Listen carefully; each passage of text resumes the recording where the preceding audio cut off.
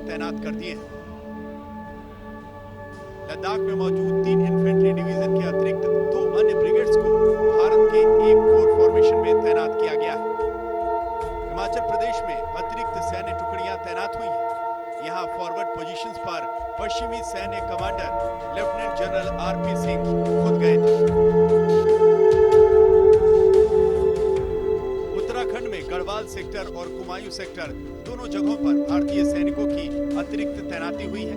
Uttarakhand sector में भारतीय वायुसेना ने भी चिन्याली सौड में अपनी गतिविधि तेज की है, जिससे उत्तराखंड सेक्टर में सेना की मदद की जा सके। इसके अलावा सिक्किम इलाके में अतिरिक्त ब्रिगेड को चीनी सरहद पर भेजा गया है, क्योंकि चीन नाकुला और अन्य सेक्टरों में बढ़त बनाने की कोशिश करता नजर आया था। अरुणाचल प्रदेश में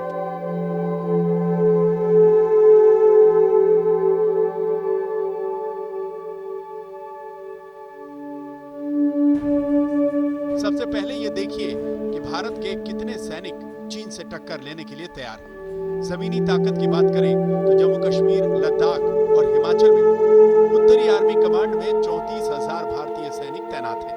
उत्तराखंड में केंद्रीय आर्मी कमांड में 15,500 सैनिक तैनात हैं और सिक्किम, अरुणाचल, असम, नागालैंड और बंगाल में पूर्वी कमांड में 1,75,000 सैनिक तैनात हैं। इस तरह सैनिकों की कुल संख्या हो जाती है 2,25,000। अब इसकी तुलना चीन से करते हैं। चीन के तिब्बत मिलिट्री बेस में 40,000 सैनिक तैनात हैं। चीन के शिनजियांग मिलिट्री क्षेत्र में 70,000 सैनिक तैनात हैं और वेस्टर्न थिएटर कमांड में 90,000 से 1,20,000 सैनिक तैनात हैं। इस तरह चीन के सैनिकों की संख्या 2,04,000 से 2,34,000 के बीच हो सकती है। दोनों सेनाओं को आमने सामने रखें तो चीन के कुल सैनिक 2,04,000 से 2,34,000 के बीच हो सकते हैं और भारत के पास 2,25,000 सैनिकों की शक्ति है, जो सिर्फ चीन से निपटने के लिए हर पल तैयार है।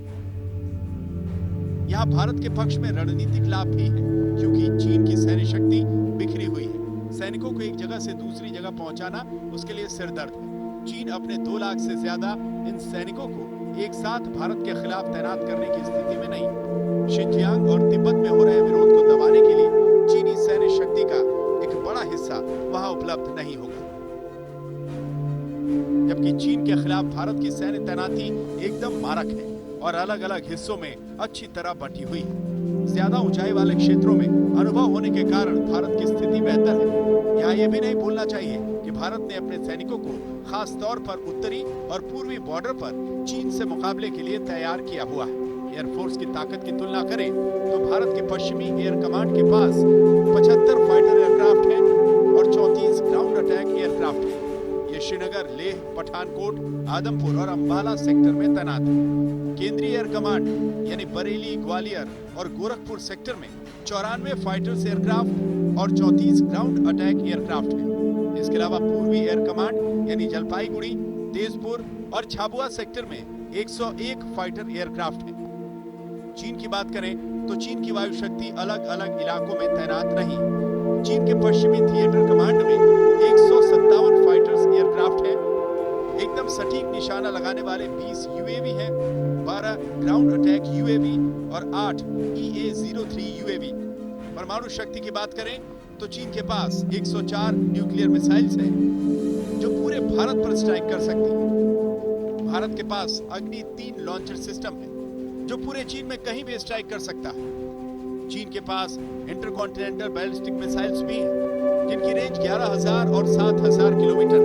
ये भी भारत पर और यहाँ तक कि अमेरिका तक पहुंचने की क्षमता रखती है। TF-21 मिसाइल की रेंज 2,150 किलोमीटर है और इससे चीन दिल्ली को टारगेट कर सकता है। इसके अलावा चीन के पास पूर्वोत्तर भारत और भारत के पूर्वी तट पर न्यूक्लियर स्ट्राइक करने की क्षमता है। दूसरी तरफ भारत के पास परमाणु क्षमता वाले 51 विमान हैं, जो ग्रेविटी बम से लैस हैं और भारत अपने अग्नि 2 लॉन्चर से भी चीन के कई इलाकों को टारगेट कर सकता है। इस विश्लेषण से जो बात निकल कर आई वो चीन को पूरी तरह चुभ गई होगी।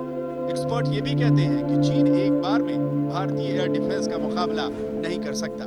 चीन के पास चौंकाने वाली मारक शक्ति नहीं है। अगर भारत और चीन के बीच युद्ध जैसे हालात बनते हैं तो भारत अपनी उत्तरी सीमाओं में चीन पर भारी पड़ सकता है। भारत ने जमीन, हवा और समुद्र में जिस गुप्त तरीके से अपनी शक्ति का बंटवारा किया हुआ है, उससे चीन के लिए चीजें मुश्किल हो जाती हैं।